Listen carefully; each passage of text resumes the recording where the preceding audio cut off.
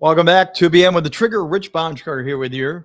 Help you shine on camera, shine on stage, and elevate you and your brand authority. Are you doing a podcast, streaming TV show? Or are you beginning to develop a team to work with? It's vital that you do that. But one of the most important things you need to work on is a co-host or an on-camera personality partner. Today, we're going to get into that type of conversation. What does it take to make your partnership come alive on camera? Again, I've been working with different people for over 32 years. I've had different partners come and go. Some have been great, and some we've had to work on that relationship because being on camera, being together as that personality, as that brand, because you're the brand together, being in that relationship is not as easy as what it looks like on TV. So we're going to dive in that today. Join us along for the conversation. Drop on in and say hello. Drop in the chat. Let us know you're streaming along and ask any questions you may want about this on-camera chemistry between hosts. It's a real thing, and it takes a lot of work. I've been very fortunate. Overall, in my career, I've had great co-hosts, partners, going all the way back to the beginning of my radio career to what we do now with Rock Stage Media. And I've had some, like I said, that have been hard. But going back to one of my earliest partners, his name was Brad. And Brad and I worked together for 7 years in radio. And we started at a country western station. We worked with sports together. A lot of time he was doing the play-by-play. I was doing color analysts, especially for hockey. That's a whole different story. And then we would flip-flop because I was much better at basketball than he was. And he admitted that. And we worked together for 7 years on a couple different stations together. It was wonderful to have that type of relationship. There was no ego to bruise, and we worked together very well. Moving on to Iowa, I had a pretty good relationship, shorter time there, but a couple of really good partners as well. In Georgia, I had a great time with a partner. We traveled all over Georgia for football and had a marvelous time.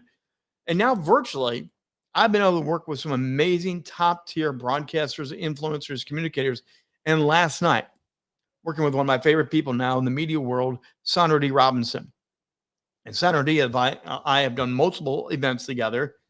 And it's amazing. We have our own shorthand, our own communication. That's what we're going to break down for you here. How can you make that happen? We did an hour and a half live event last night. Smooth, spotless, no hiccups, no crashes, no bad handoffs between one another. But what makes that happen? So I'm going to get into this now. And obviously, communication is one of those things. It's always going to be about communication, but I want to go right to a meatier, deeper area that you have to have a great host, co-host relationship. And it doesn't matter which chair you're in, if you're the host or the co-host, because it's about the package. It's about the show. And mutual respect is the first thing you have to have for one another. All the people that I just named, mutual respect was there. We were not in competition for each other. We did not argue about this or that. Now, we sometimes debated on the best way to achieve the goal, but we were cohesive and there was mutual respect. I was not trying to one-up anybody that I'm a teammate with, that I was an on-air partner with, or the behind-the-scenes partnership as well, by the way. That's really important. We should talk about that someday. But the mutual respect is, I know they're a rock star. I know they know this business and trade. And they know that I know it. So that mutual respect, it creates an environment where you're free. There's no tension. And every time the camera, the mic goes on, you know you're there together to accomplish the best you can for whatever the type of show you're doing, whether it's sports, whether it's entertainment, whether it's news journalism, whether it's a streaming talk show. It's all about mutual respect, because then I can put anything out there. I can share anything I want, and I know they have my back and they trust me for what I'm putting on camera, on tape. That's one of the first things you got to figure out. If you do not mutually respect, if you do not have that equal, and I've had it on 1 or 2 times, I had it where it was not there, and it shows through. You can fake it, you can try to work on it, but that mutual respect is not there. It will bleed through the microphone and bleed through the camera, and your audience will know, boy, that's not working for those two. And it's painful for them. So it really impacts your message, your brand, and everything. Start with mutual respect. Work on that right from the beginning. And if it's not there, jettison the relationship. Someone needs to walk away because otherwise it becomes a living nightmare. Now, with that comes complementary skills. We do not need the same skills from me, my co-host, or my partner. I don't want it. You want to have a flavor and a spice where you're different and you have different skills to help each other out. One might be that more serious. Now, when I was doing sports and Brad and I were working together, our morning talk show with Brad and the Trigger, this goes back a long time, but Brad and the Trigger, Brad was more of the straight facts guy doing our morning talk show. He would give the stats, we do the highlight plays. And I came from the approach of this is going to be entertainment. This is going to be fun because most people saw the game. They saw the Vikings play. They saw the Timberwolves play, whatever game we were watching. And so what I was able to do was bring in a different personality to his straight man. I was the lighter guy, and I would intentionally say something that was not wrong. We'd talk about the stats. We'd talk about the great play, but I would pick something out different about it. And we wanted phone calls. We wanted people to interact with our show. So by me doing the kind of offhanded, kind of oddball statement once in a while was very intentional. We could play the straight men and the comedy routine, and we did it for years, and people loved it. But the first couple of times we did that, Brad was not totally prepared. We didn't discuss what we were going to do. We just were going to do it. The first couple of times, Brad had to figure out, was I that crazy on camera and Mike, or was this part of the shtick that we were going to develop? And ended up being our routine, and the phones lit up, and the phones lit up. You don't want the same skill. Brad was a genius at hockey. He ate, slept, drank hockey. Football, we were equal. When we did play-by-play, we could switch from analyst to play-by-play. Basketball, I lived in Indiana. I devoured basketball. So he would give up the play-by-play chair, and he would go color or stats. It's fun to know you don't have to have the same skills. And that humor, that seriousness, the different skills, it makes a dynamic team. And that's what you want when you have a host-co-host partnership relationship. You want it to be so dynamic that the audience is like, this is fun listening to these people. They're having fun together. We go out in person. We go out on the road. When I was in Georgia working with Jeff, the fans would take the transistor radios and they would listen to the game as we're calling the game. And sometimes you could see them turn their head and look at the two of us like, what game are you watching, dudes? Because they loved how we did what we did together. And it was very much a very symbiotic relationship. You want those complementary skills, and you need to put them on the table with your partner, with your co-host. The higher you go up in media, but even with your podcast shows, even with your streaming content, you need to have an intentional conversation. Tell me what you're really good at. Just tell me. It's no ego thing. I want to know what you're really good at, and I'm going to tell you what I'm really good at. And we're going to see how we're going to complement each other so we keep the communication and the party and the fun going on and on and on. That's the second big thing you have to really work on. The third thing is the nonverbal communication. This is when I want to go back to Sandra last night. Sandra and I have done numerous events now together on several different companies, Bill. But we intentionally like working together. We do have a very good nonverbal communication. Now, the chat box does help. There's ways today of doing nonverbal, and no one knows what's going on. But we do use the chat box on Zoom or on Restream and other platforms, and we do communicate through the back channels, but we keep it right here all the time. We don't telegraph that we're doing that. But there is the nonverbal, the body language, the facial expressions, the eye contact. You need to pay attention to your partner, to your co-host, because that chemistry is so important. You need to be aware of where you're going with your story, where you're going to drop the ball off to your host. And you get used to that chemistry, that body language. Sandra knows when I'm going to say something, I'm going to snap it back over to her. Vice versa. I know when she's going to add something to it, I just lean back, let her take it, and we come back in and we roll together. It's the nonverbal cues. You pick it up in the eyes.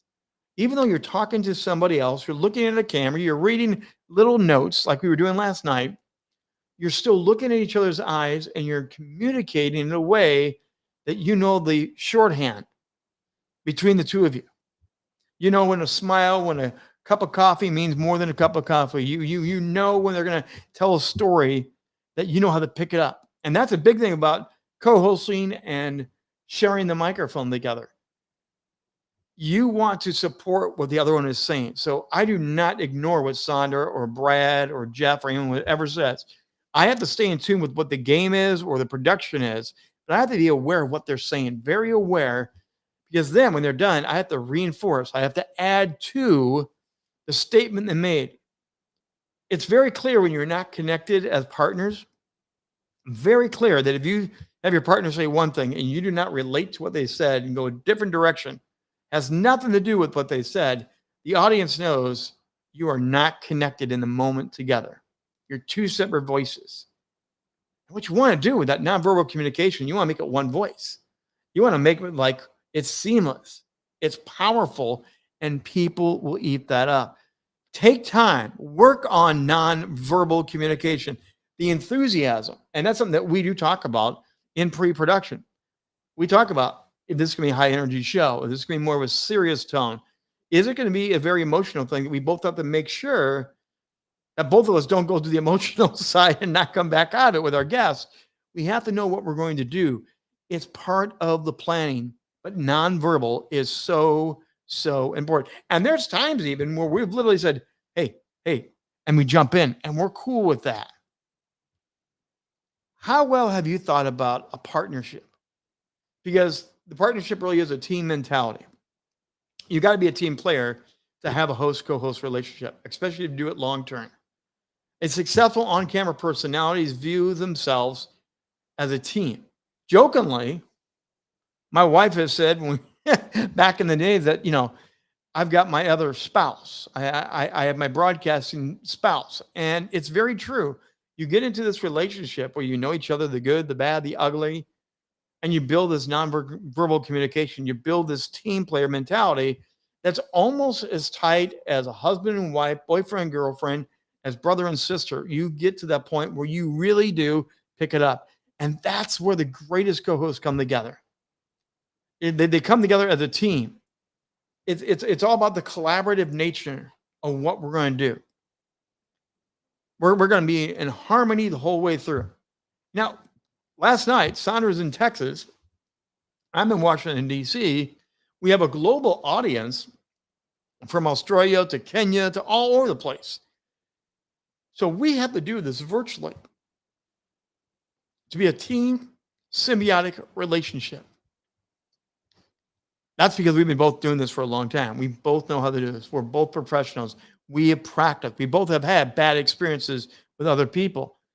If you're thinking about adding another personality to your show, if you're thinking about adding another voice in, audio podcast, video streaming show, anything you do, take time to work on these things. Have that team mentality that this is us. Work on that nonverbal communication. Make sure your communications are complementary, different but complementary. They have to support each other. One is peanut butter and one is jelly. The broadcast is the bread. And you put it all together in your peanut butter and jelly sandwich. It's a great, wonderful thing. And again, mutual respect. There are shows and events and games that I have done where my partner far outshines me. They get the accolades, they get the emails, they get and I'm on it for the ride. And it's happened vice versa, that more dominantly me than others. But we're mutually respecting, supporting, because the goal is the best broadcast, the best show, to entertain and inform. What about for you? What makes it possible for you to do what you do? And what are your questions that you have about bringing in a co-host, bringing in a partner? Are you nervous about it? Are you excited about it? You have no idea how to build that symbiotic relationship. And the other thing about that is there's times when you're both having junk happen in your life and you know you need to go on. The best thing I can do is tell my partner, bad day. Give them a brief commercial what's going on. Don't go in the gory details. But I know my partner will pick me up and carry me through and cover for my mental lapses and everything, and no one will ever know it except for the two of us. That's how powerful a great on-camera chemistry relationship can be. You got a question about this? Let me know. Rich@richbontrager.net. We'd love to hear from you. And again, we'll be back once again more 2 p.m. with the Trigger, Monday through Friday, 2 p.m. Eastern Time. I drop on for a little bit to help you shine on camera, shine on stage, elevate you and your brand authority, and share from my over 32 years of a professional broadcaster. We'll see you again soon on 2 p.m. with the Trigger.